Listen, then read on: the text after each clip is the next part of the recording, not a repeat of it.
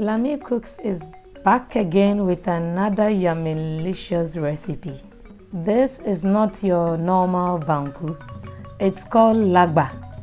I really don't know how the name came about, but that's how we call it, Lagba.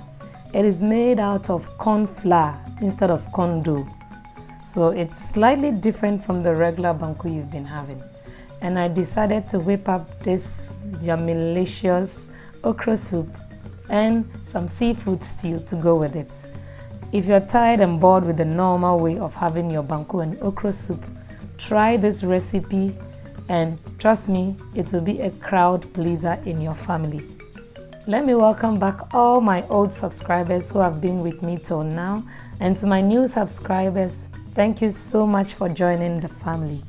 As I do it always, I will leave the list of ingredients in the description box down below. Before I go on, let me introduce the ingredients to you. All ingredients are cleaned and washed already. Welcome to Lami Cooks. Let's check out what we have from the sea. So I have here my blue crab, which have been cleaned already. As I said, everything has been cleaned. And I have here some fish, some shrimps or prawns you would like to call it. I don't even know the difference, guys. And I have here some squid. I have the very big ones that almost looks like octopus.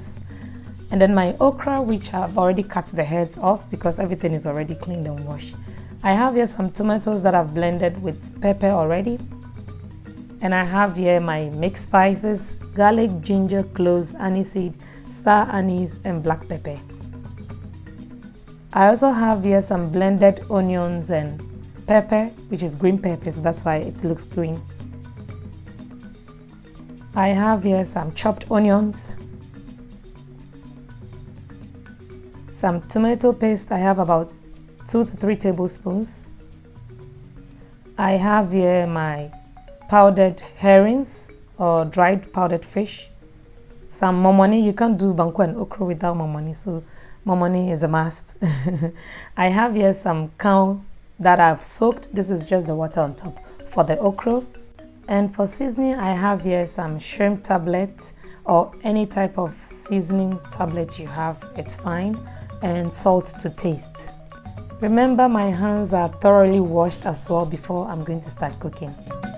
I'll go ahead and season all my seafood. Am I rhyming again? Season seafood. I don't know how it happens, but yeah, I'm always rhyming. Okay, so I'm adding some salt, some Maggi tablet, shrimp tablet, or any other seasoning you have, and then the mixed spices. I have a recipe for the mixed spices on this channel. I'll link it up there or in the description box down below. I'll go ahead and do the same thing to the squid, the shrimp, and the fish and set aside whilst I start cooking.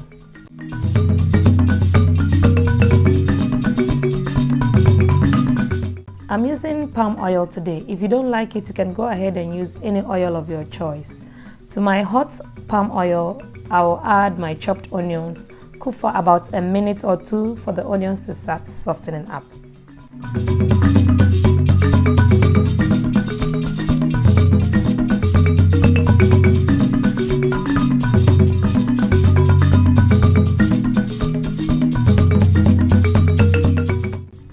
After my onion is cooked for about a minute or 2, I'll go ahead and add my tomato and pepper blend. And I'll also add the tomato paste as well so that they can all cook together. I'll cover and cook for about 10 to 15 minutes, stirring occasionally in between. If you've been watching my videos, you realize I don't like adding too much spices to my food. But if you are one who likes, please go ahead and add at this stage. It's absolutely fine. You can add your curry, your thyme, any other spice you want. For me, the spices that I use to season my meat is more than enough for me. I'll then go ahead and add my crabs and the fish because they are the hardest, so they would cook first. Now, make sure you put them separately so they don't mash up, especially the fish. The crab is okay, but the fish could go mushy, although this type of fish is the very firm one, but don't stir too much. After cooking for about 5 minutes, I will check it and add my squid at this stage. I don't know why you're watching till now and you've not liked this very video. Please go ahead and click on the like button. Thank you.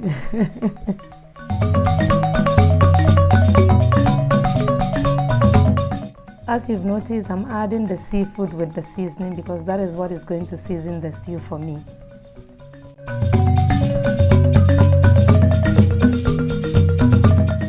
After 2 minutes, I'll go ahead and check the stew, stirring carefully to avoid breaking the fish into pieces.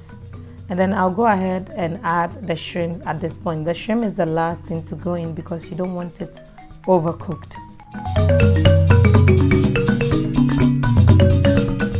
Whilst I do that, let me answer some questions. From Maria Mustafa. I'm from Ghana and I live in Montreal. I would love to meet you one day, inshallah. Thank you so much, Maria. Yes, I would also love to meet you one day. And another question from you was, are you married? Yes, Maria, I am married. I think I answered that in my previous video. I have another question from Shalip Ketty. I hope I pronounced it well. It says, what part of the north are you from? Well, my dad was born in Salaga, but I myself was born in Accra, in Tema to be specific. So my dad is from Salaga. And the second question is, how many types of porridge are there in the north, please? Well, there are quite a few, but I can't really mention it, but there are quite a few. And the last question is, well, it's not a question. When was the last time you went to Ghana? Well, the last time was just this March. So I guess it's 4 months ago, yes. I think somewhere around on the 9th of March, I operated a flight to Ghana, yes.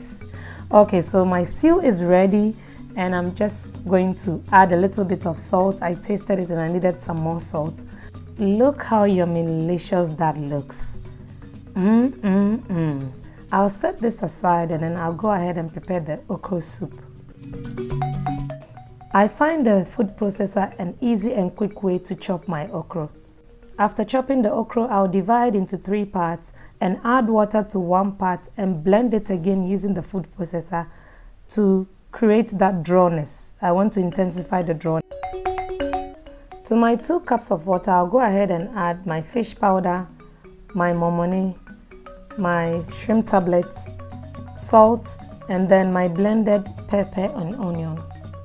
I'll give it a stir, cover it and let it boil.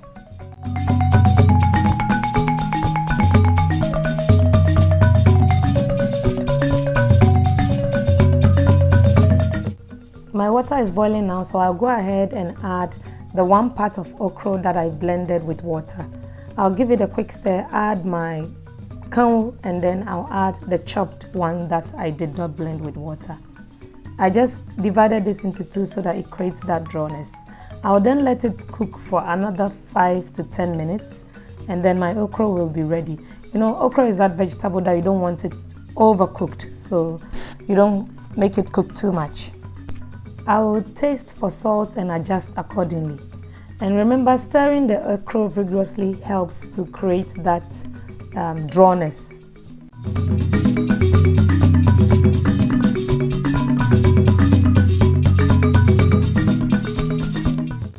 Make sure you don't cover your okra because it will either boil and bubble over or that you will lose that drawness. So make sure you don't cover your okra. After 10 minutes, the okra is ready.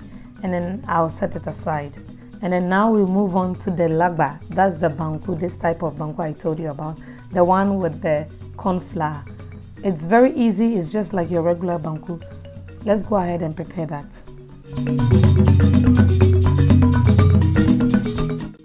For the Lagba, I have here my cassava dough and then my corn flour. Now I'm using 50-50 ratio. If you don't want 50-50, you can adjust accordingly. I'll mix it together with some water and make sure it's properly mixed.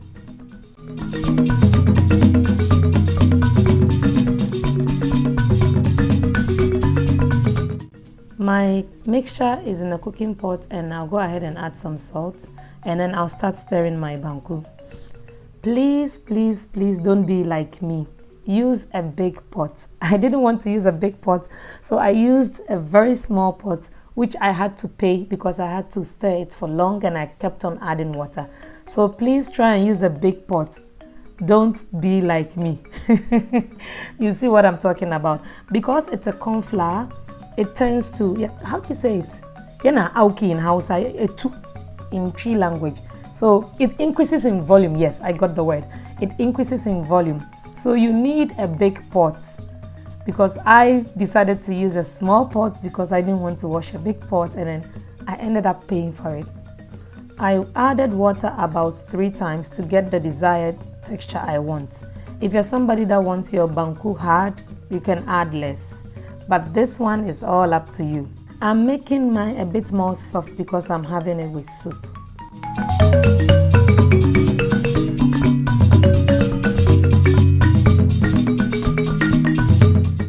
Because the color is whiter than your normal banku, it's a bit difficult to know whether your banku is ready or not. But when you add the water, cover it and let it cook over, or let it boil over.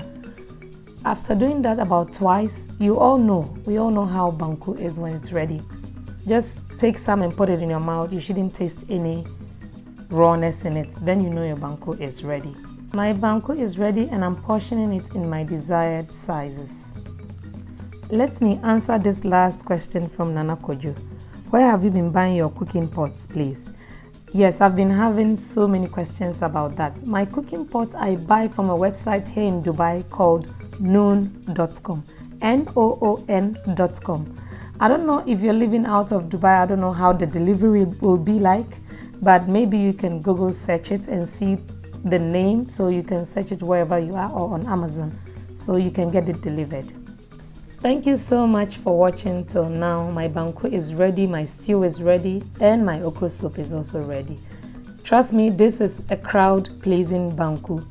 Try this recipe when you have guests over. It's not your normal banku. This is Lagba. Until I come your way next time with another yummy-licious recipe. Stay safe and don't forget to subscribe to Lami Cooks and hit on the notification bell. Bye.